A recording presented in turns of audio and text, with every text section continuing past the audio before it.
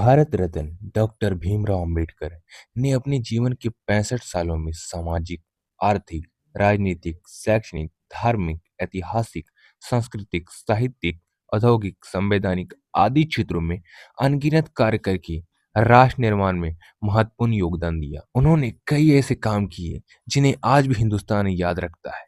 अंबेडकर जयंती के अवसर पर जानते हैं कि उन्होंने राष्ट्र निर्माण में क्या-क्या कार्य किए। सामाजिक एवं धार्मिक योगदान। मानवाधिकार जैसे दलितों एवं दलित आदिवासियों के मंदिर प्रवेश, पानी पीने, छुआछूत, जाति पाति, उच्च नीच जैसे सामाजिक कुरीतियों को मिटाने के लिए कार्य किए।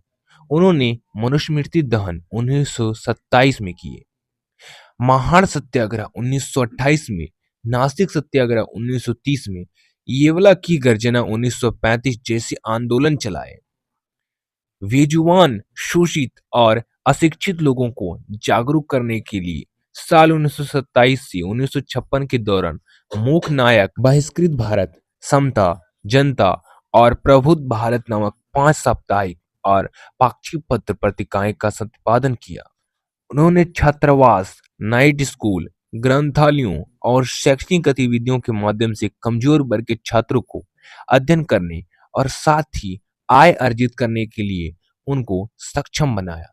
सन 1945 में उन्होंने अपनी पीपुल्स एजुकेशन सोसाइटी के जरिए मुंबई में सिद्धार्थ महाविद्यालय तथा औरंगाबाद में मिलिंद महाविद्यालय की स्थापना की। उन्होंने समता, समानता, बंधुता एवं मानवता अधिकार भारतीय संविधान को 2 साल 11 महीने और 17 दिन में तैयार करने का अहम कार्य किया। दोस्तों, भारत का संविधान लिखे जाते वक्त 25 नवंबर 1949 को उसका अंतिम पाठ पूरा होने के बाद देश के महान नेताओं में से एक और दलित के निर्विवादित नेता डॉक्टर भीमराव अंबेडकर ने देश के भविष्य के बारे में एक खास बात कही। डॉक्टर अंबेडकर ने कहा, 26 जनवरी 1950 को हम विरोधाभासों भरे जीवन में प्रवेश करने जा रहे हैं। राजनीतिक जीवन में तो हमारे पास समानता होगी, लेकिन सामाजिक और आर्थिक जीवन में असमानता होगी। भारत ने 26 जनवरी 1950 को संविधान लागू होने के साथ खुद को एक संप्रभु, लोकतांत्रिक और गणतांत्रिक राज्य होने का ऐलान कर दिया। अपने भाषण में डॉक्टर अंबेडकर शायद नए गणतांत्रिक राज और पुरानी सभ्यता के बीच के अंतर्विरोधों के बारे में इशारा कर रहे थे। उन्होंने कही और कहा कि लोकतंत्र भारतीय भूमि का केवल ऊपरी पोशाक है। उनके अनुसार यहाँ की संस्कृति अनिवार्य तौर पर अलोकतांत्रिक है और यहाँ के गांव स्थानीयता का गंदा नाला, अज्ञानता, संकीर्णता और सांप्रदायिकता के घर है।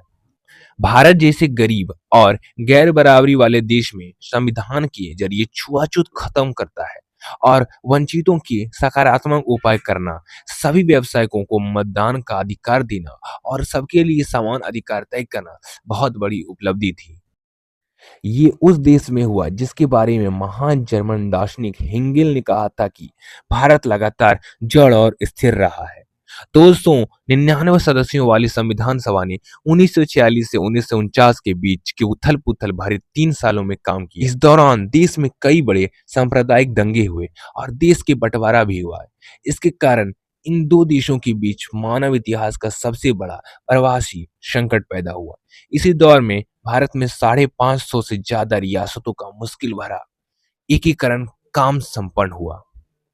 डॉक्टर अंबेडकर ने संविधान बनाने के लिए 7 सदस्यों की प्रारूप समिति बनाई, जिसमें 395 प्रावधानों वाले इसके मसौदे को तैयार किया गया। लेखक अशोक गोपाल की हाल में अंबेडकर की एक जीवनी, a part apart the life and thought of B R Ambedkar नामक से एक आई। इसमें उन्होंने बताया कि डॉक्टर अंबेडकर ने कैसे अपने खराब स्वास्थ्य से जूझते हुए और तमाम मतभेदों को दूर करके दुनिया के सबसे बड़े संविधान को तैयार किया। यह किताब बताती है कि डॉक्टर अंबेडकर ने कद ने कैसे इस काम में उन्हें स्थानीय और अंतर्राष्ट्रीय समर्थन जुटाने में मदद की। संविधान की प्रारूप समिति के 7 में से 5 सदस्य उच्च जाति के थे, लेकिन सभी सदस्यों ने अंबेडकर को इस समिति का नेतृत्व करने को कहा। अशोक गोपाल ने इस किताब में बताया है कि भारत की आजादी के आंदोलन का समर्थन करने और आयरलैंड का संविधान लिखने वाले आयरिश नेता इमोन डी वलेरा ने कहा भी, इस काम के लिए डॉक्टर अंबेडकर के नाम की सिफारिश वायसराय लॉर्ड माउंटबेटन और प्रधानमंत्री जवाहरलाल नेहरू ने की थी।